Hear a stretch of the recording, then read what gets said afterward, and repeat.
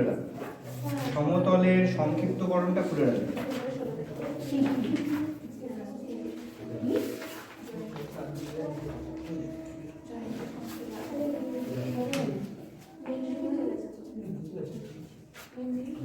তো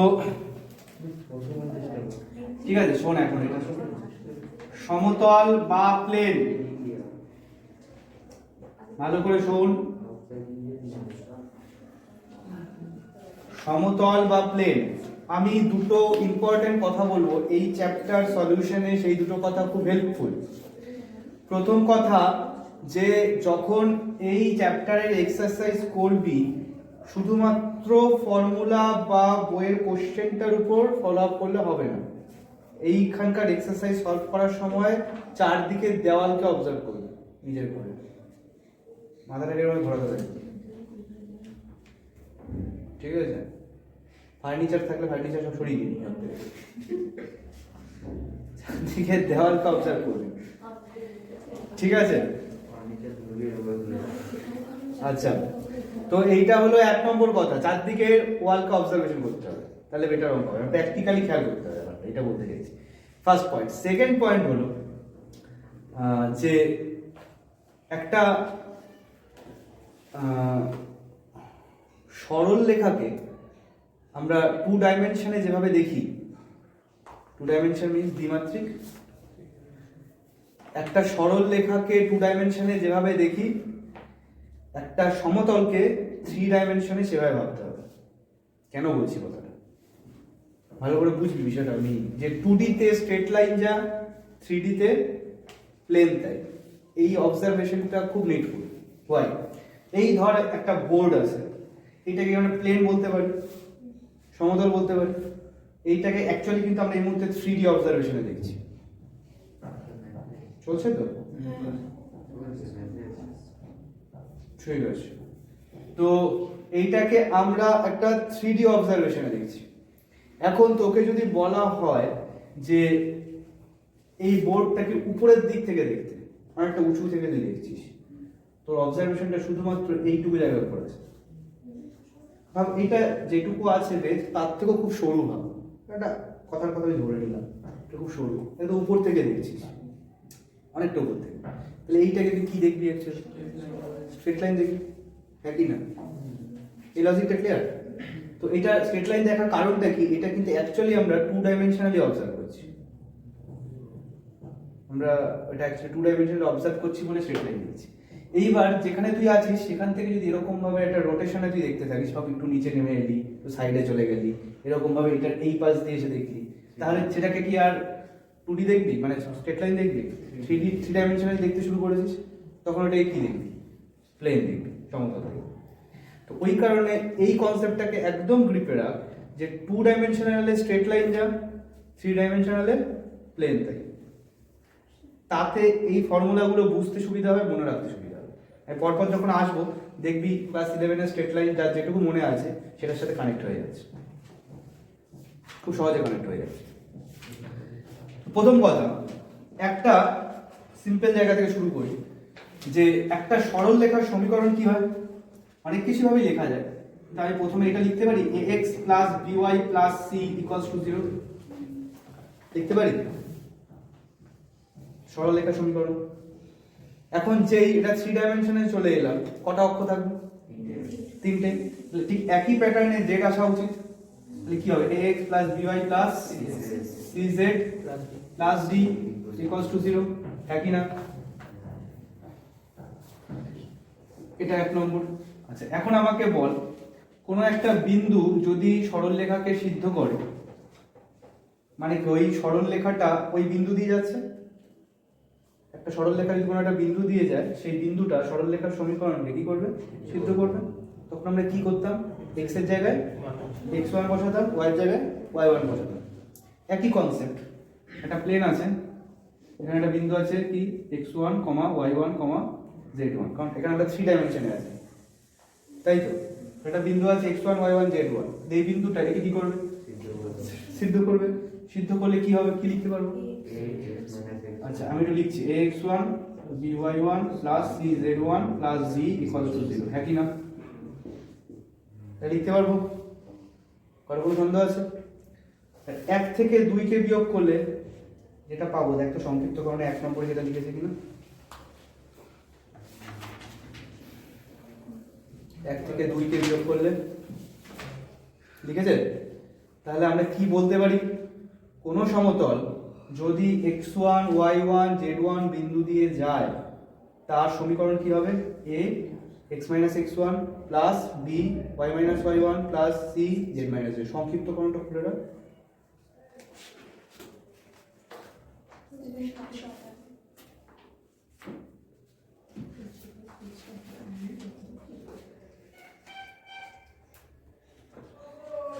তাহলে লিখতে পাচ্ছি প্রথমটা, তাই তো? আচ্ছা, এখন দ্বিতীয় বিষয়টাতে আসি, যে ধর এই সমতলের উপর 3টে বিন্দু আছে। একটা স্থানাঙ্ক ধর x1 y1 z1, আর একটা স্থানাঙ্ক x2 y2 z2, আর আরো একটা আছে ধর x3 y3 z3। একটা সমতলের উপর তিনটে বিন্দু আছে। এইবার তোমরা জানতে চাইলো যে এমন সমতলের সমীকরণ বের করো যে এই 3টে বিন্দু দিয়েই যাবে। সেটা আমরা কি করে বের করতে পারি? ওই একটা ডিটারমিনেন্টের হেল্প নিয়ে করতে পারি। সেকেন্ড এটা লিখেছে, দেখ ফার্স্ট রোতে কি লিখেছে? x - x1 y - y1 z - z1। Second রোতে কি x2 y2 z2 থেকে x1 y1 z1 বিয়োগ করেছে। থার্ড এরটাতে আবার x3 y3 z3 থেকে বিয়োগ করেছে। এখানে অবজারভেশনের বিষয়টা কোন জায়গাটায় বলতো? দেখ এক্স্যাক্টলি পার্টিকুলার একটা ফিক্সড পয়েন্ট সবার থেকে বিয়োগ হয়েছে। কথাটা খেয়াল করি, পার্টিকুলার একটা fixed point x1 y1 z1 সবার থেকে বিয়োগ হয়েছে। এখন এর কোনো মানে নেই যে x1 y1 z1 কেই ফিক্সড পয়েন্ট ধরতে হবে। আমি চাইলে যে কোনো একটাকেই করতে পারি তিনটের মধ্যে, কিন্তু সেটা সবার থেকে বিয়োগ করতে হবে। সেটাই y2 ধরতে পারতাম, হ্যাঁ, বা x3 y3 z3 করতে পারতাম। ঠিক আছে, তো সেইটাই দেখ লিখেছে হলো ওখানে ওই এটা দিয়ে লিখেছে, ডিটারমিনেন্টটা দিয়ে। ক্লিয়ার? এবং বি কেয়ারফুল, এখানে কিন্তু x y z এগুলো আমাদের চলরাশি। একটা সমীকরণে সবসময় কি চলরাশি কি থেকে যায়? আমরা আগেও শিখেছি, সে যেখানেই করি না কেন, সরলরেখা হোক, বৃত্ত হোক, চলরাশি থাকতেই হবে, নাহলে তো হবে না। পার্টিকুলার যদি এইটাও লক্ষ্য করি, এখানে x y z তো থাকবেই। মান বের করলে কাদের বের করব? a b c d। ঠিক আছে, আর এইসব বিন্দু থাকলে তো বিন্দুর কিছু না কিছু একটা ভ্যালু থাকবেই, 1 2 3 বা 3 যা খুশি থাকবে। সেগুলো পার্টিকুলার এইসব জায়গায় বসতে পারে বা ওখানে বসবে ডিটারমিনেন্ট, তবে ক্যালকুলেশন হবে। বোঝা যাচ্ছে? বেশ। 2 নম্বরে যে একটা সেকেন্ড পার্ট করেছে, দেখ যদি ওই প্লেনে চতুর্থ পয়েন্টের অস্তিত্ব থাকতে হয়, x4 y4 z4, এই বিন্দুটাও যদি ওই প্লেনেই থাকতে হয়, তাহলে ওই বিন্দুটা ওই ডিটারমিনেন্ট দিয়ে যে সমতলের সমীকরণ তাকে কি করবে? সিদ্ধ করবে না? একই না? চতুর্থ পয়েন্টটা যদি একই সমতলেই থাকতে হয়, তো চতুর্থ পয়েন্টটাকে কি করতে হবে? সমতলের সমীকরণকে সিদ্ধ করতে হবে। তো x এর জায়গায় x4 বসিয়ে দিয়েছি, y এর জায়গায় y4, z এর জায়গায় z4। আর রো গুলোকে শুধু একটা আপ ডাউন করেছে। রো আপ ডাউনে কোনো কিছু ম্যাটার করে না। মানে ম্যাটার কি করে, প্রতি দুটো রো ইন্টারচেঞ্জ হলে একটা করে মাইনাস আছে, কিন্তু ওখানে এমন ভাবে চেঞ্জিংটা হয়েছে সেগুলো মাইনাস হয়ে প্লাস হয়ে গেছে। বোঝা যাচ্ছে কথাটা? x এর জায়গায় x4 নেওয়া হয়েছে, হ্যাঁ, y এর জায়গায় y4, z এর জায়গায় z4 নেওয়া হয়েছে। বলতে কি সিদ্ধ করতে হবে, তাই বসানো হলো। বসানোর পরে ওই ভ্যালুটা যদি 0 হয় তবেই বলতে পারি চারটে পয়েন্ট কি একই সমতলে আছে, মানে সমতলীয়। বুঝতে পারলি কথা?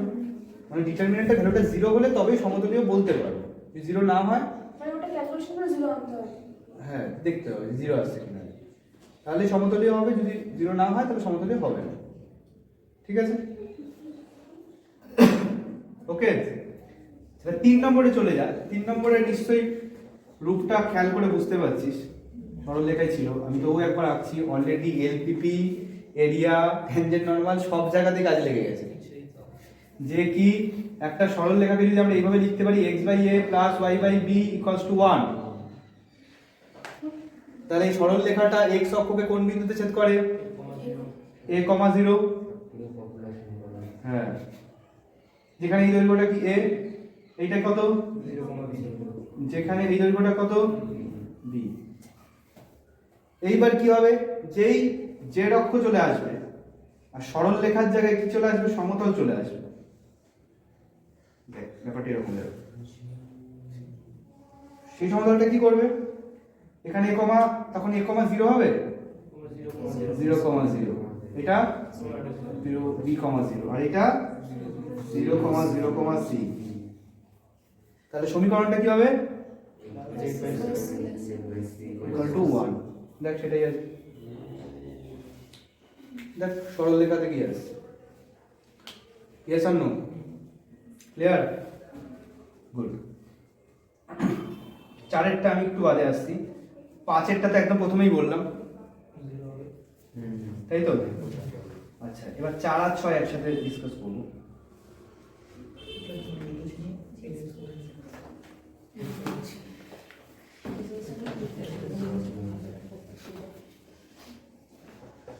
এটা বুঝুন,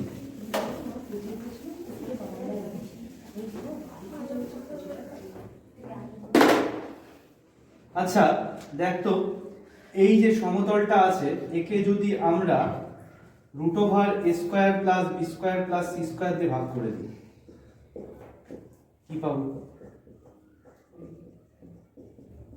লিখছি একটু প্রথমবার করে।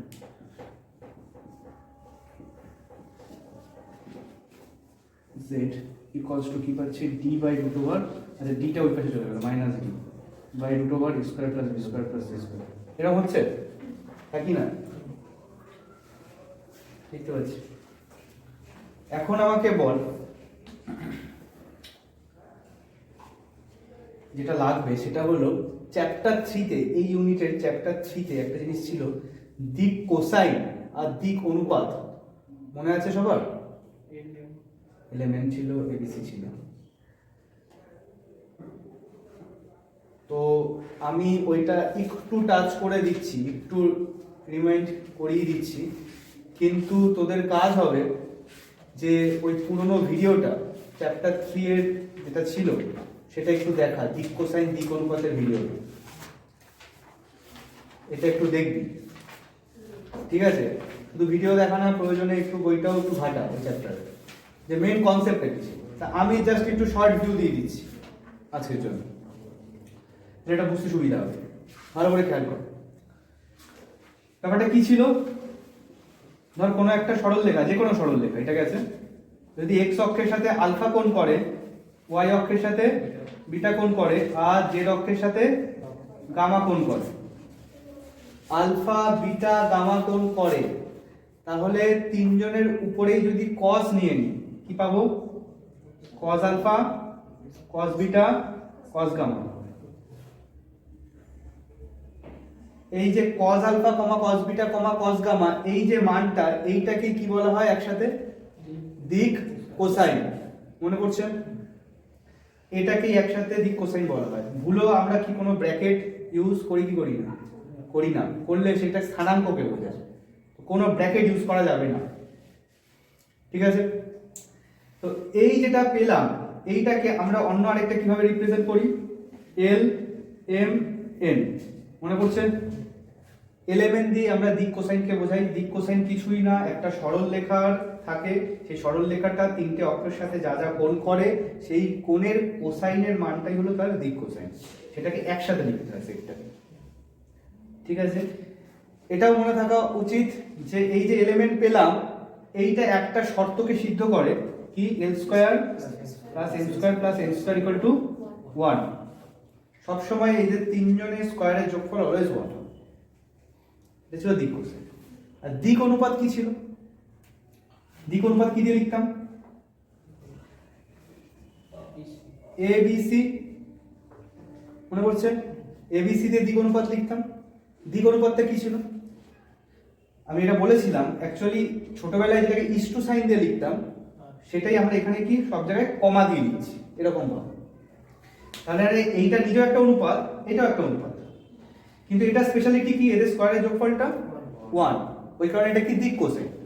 কিন্তু যাদের স্কয়ারের যোগফল 1 হবে না, সেটা কি, দিক অনুপাত, ঠিক আছে? যাদের স্কয়ারের যোগফলটা 1 তারা দিক কোসাইন, তো যাদের হবে না তারা দিক অনুপাত। যেমন এখানে একটা এক্সাম্পল দিই, শর্ট এক্সাম্পল। ধর এই এলিমেন্টকে আমরা কে দিয়ে গুণ করে দিলাম, কে দিয়ে যদি গুণ করে দিই তাহলে এটা কি হবে, কে এল কমা km কমা kn, এদের তিনজনের যদি স্কয়ারের যোগফল করি সেটা কি আর 1 হবে? কি হবে? কি হবে? k স্কয়ার হবে না? স্কয়ারের যোগফল করে k স্কয়ার কমন নিলে বাদ বাকি তো 1, তাহলে এটা k স্কয়ার হচ্ছে, 1 তো হচ্ছে না, তাহলে কি এটা একটা এক্সট্রা ভ্যালু পেলাম। তাহলে এই যে kl km kn কে আমরা দিক কোসাইন বলতে পারবো না, এটাকে কি ঘোষণা করতে পারি এখন? দিক অনুপাত। মানে এইটা হলো a, এটা হলো b, এটা হলো c। ঠিক আছে, আমি জাস্ট একটু শর্ট রিমাইন্ডার দিলাম, ভালো করে ভিডিও দেখবি হবে। abc এটা হলো দিক অনুপাত। তাহলে এখন দিক অনুপাত থেকে দিক কোসাইনে কি করে জাম্প করতে পারি বা কি পদ্ধতিতে যেতে পারি? দিক অনুপাত থেকে দিক কোসাইনে যাওয়ার পদ্ধতি হলো a কে যদি আমরা তার রুট ভ্যালু দিয়ে ভাগ করে দেব, সিমিলারলি b কে, সিমিলারলি c কে।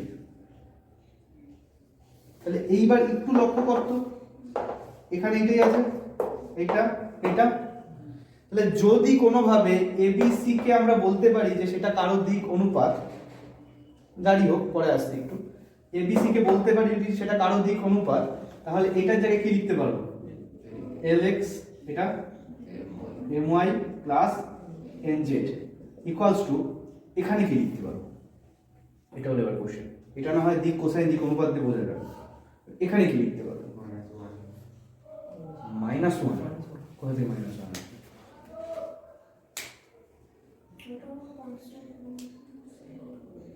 নিশ্চিতভাবে একটা কনস্ট্যান্ট একটা কিছু হবে। 0 কি করে হবে?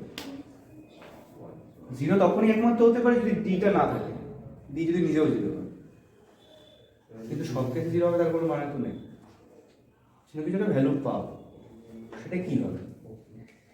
সেটাকে আমি আপাতত লিখলাম p। What is p? একবার একটু 4 নম্বরে কি লিখেছে একটু পড়ো। আমি কিন্তু বললাম 4 আর 6 কে আমরা একসাথে অবজার্ভ করছি, ঠিক আছে? তো 4 নম্বরে এখন কি লিখেছে? মূল বিন্দু অর্থাৎ 0 0 0 বিন্দু থেকে কোনো সমতলের উপর অঙ্কিত লম্বের দৈর্ঘ্য p হলে তাহলে আমরা এটা লিখতে পারি। এখন আবার একটা নতুন কেস এসে জুড়লো যে আচমকা p কোথা থেকে এলো? p জিনিসটা বলতে পারে লম্ব, সেটা লম্ব কোথা থেকে কার? মূল বিন্দু থেকে সমতলের উপর লম্ব। এই আবার কি ব্যাপার? আমি আবার সরল লেখা যাচ্ছি, আরেকবার যে বল এই জিনিসটা মনে আছে কিনা।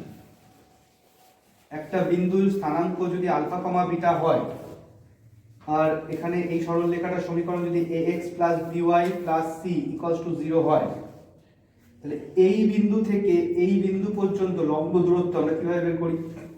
দেখি কার মনে আছে।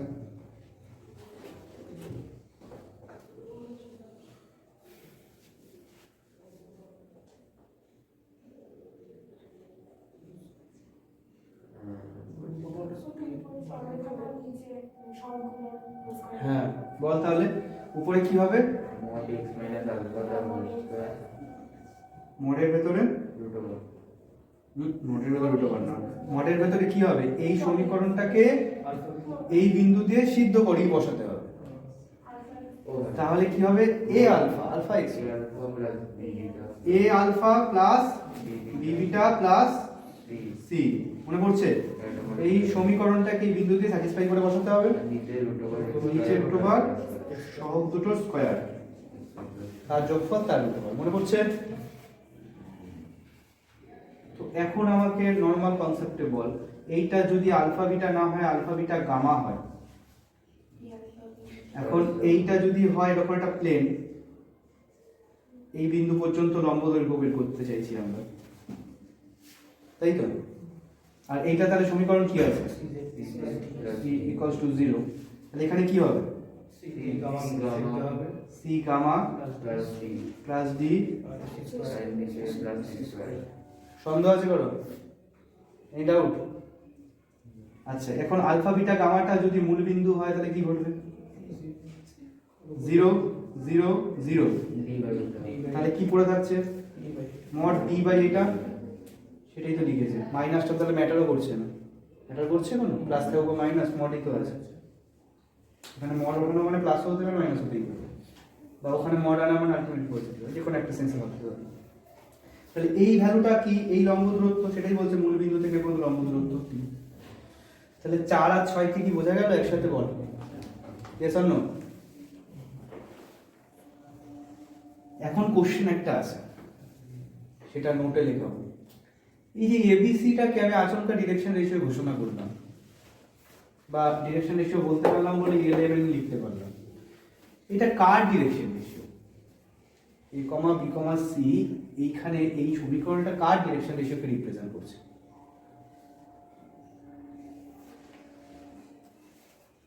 আচ্ছা, প্রথমে একটা কোশ্চেনের উত্তর দিই।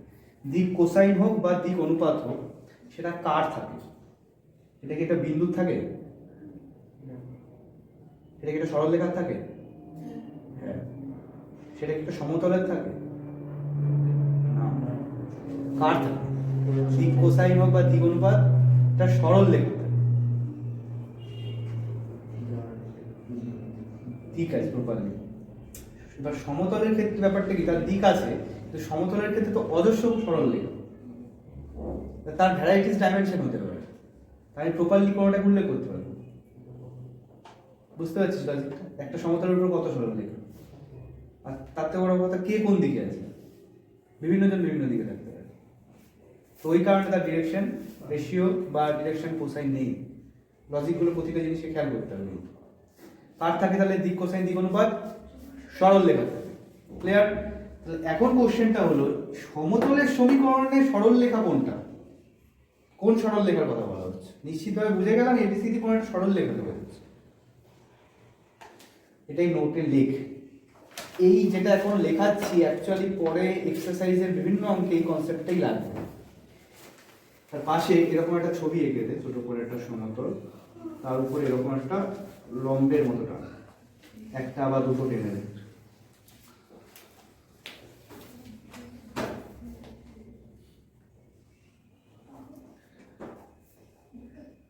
এঁকেছিস? বলবো তাহলে? আচ্ছা লেখ তাহলে, লেখ। এই সমীকরণটাকে লেখ যে ax plus by plus cz plus d, ax plus by plus cz plus d equals to 0 সমতলের উপর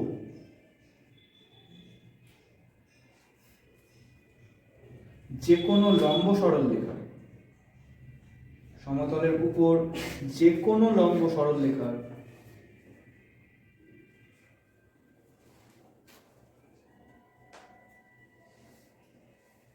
দিক অনুপাত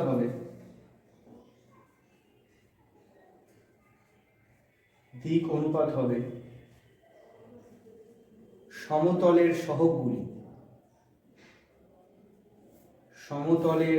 সহগগুলি, অর্থাৎ এ কমা বি কমা সি। বুঝতে পারলি কথাটার মানে?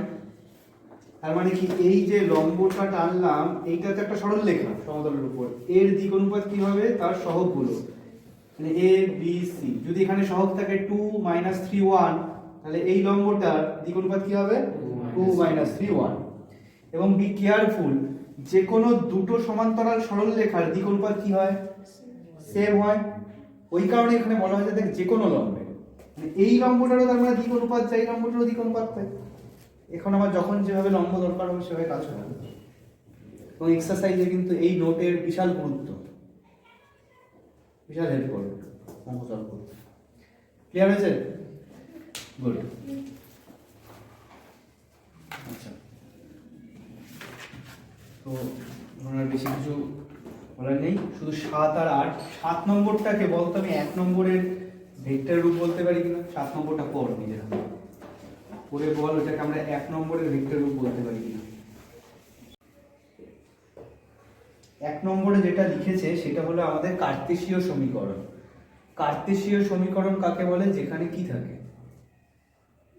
x y z দিয়ে যে সমীকরণকে আমরা লিখি তাকে বলা হয় কার্তেশীয় সমীকরণ। আর ভেক্টরের সাহায্য নিয়ে কোনো সমীকরণ লিখলে সেটা ভেক্টর সমীকরণ।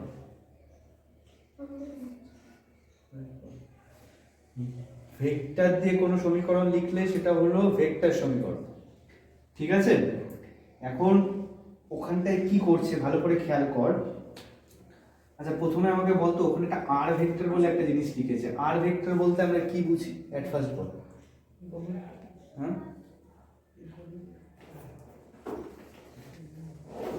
যে কোনো জায়গায় আর ভেক্টর বলতে আমি আরেকবার রিমাইন্ডার করাচ্ছি, x i cap plus y j cap plus z k ক্যাপকে বোঝায়।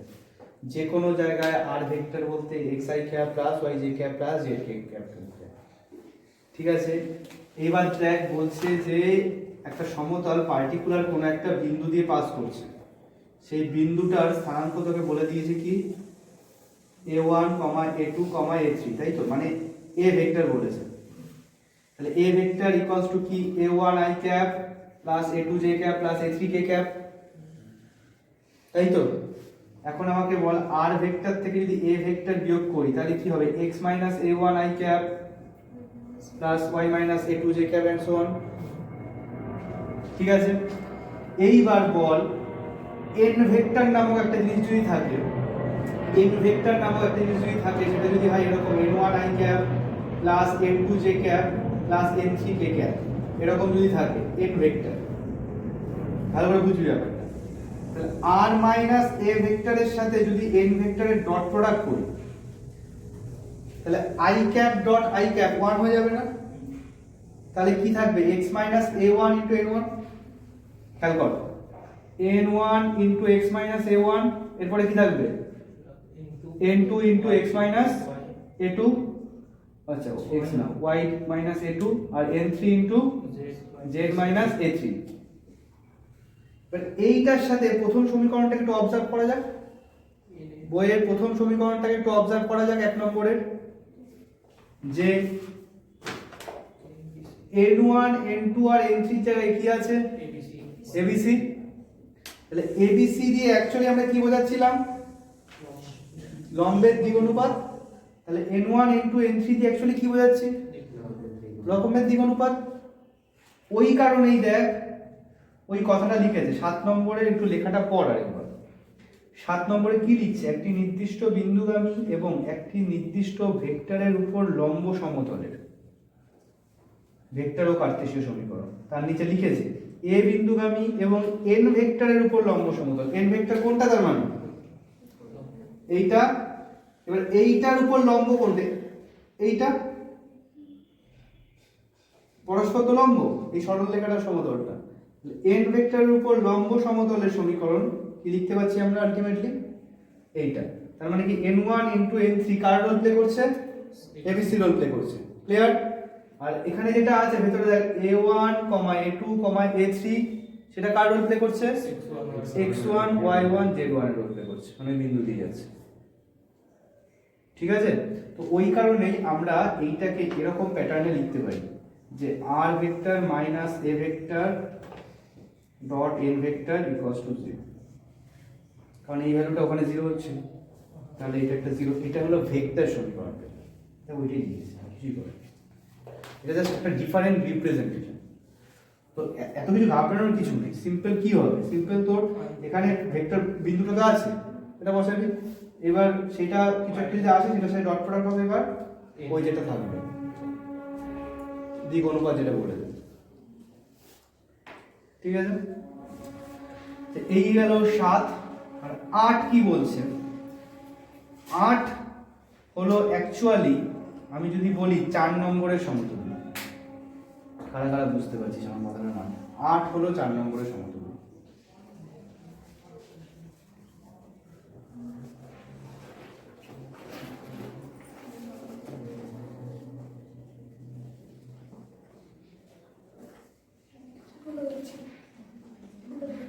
তুমি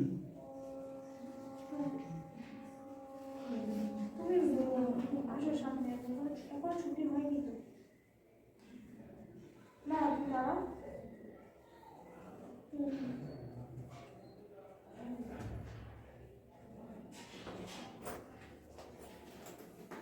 এবার 8 আর 4 এর মধ্যে তুলনা করো।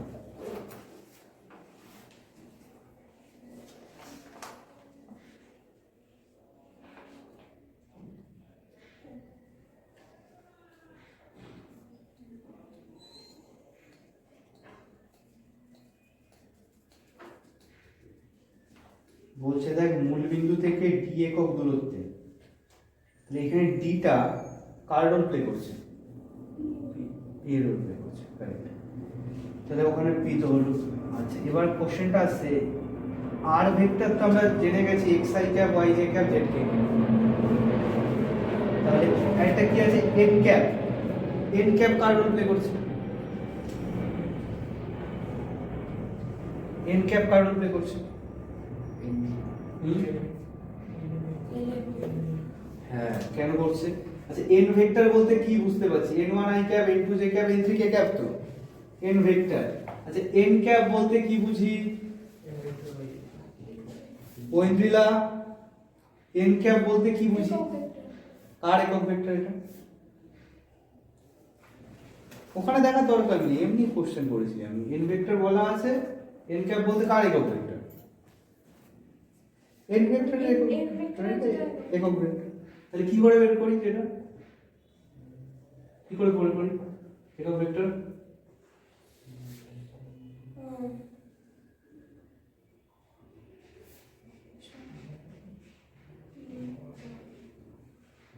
মানে a cap plus I cap plus j cap plus k cap by নিচে নিচে যে সহগ ছিল সেগুলোর রুটের যোগফলের। হ্যাঁ উপরে i cap plus j cap k ক্যাপই কেন হবে? মানে যে ভেক্টরটা রয়েছে সেটাই বলছে, পুরোটা বলছে।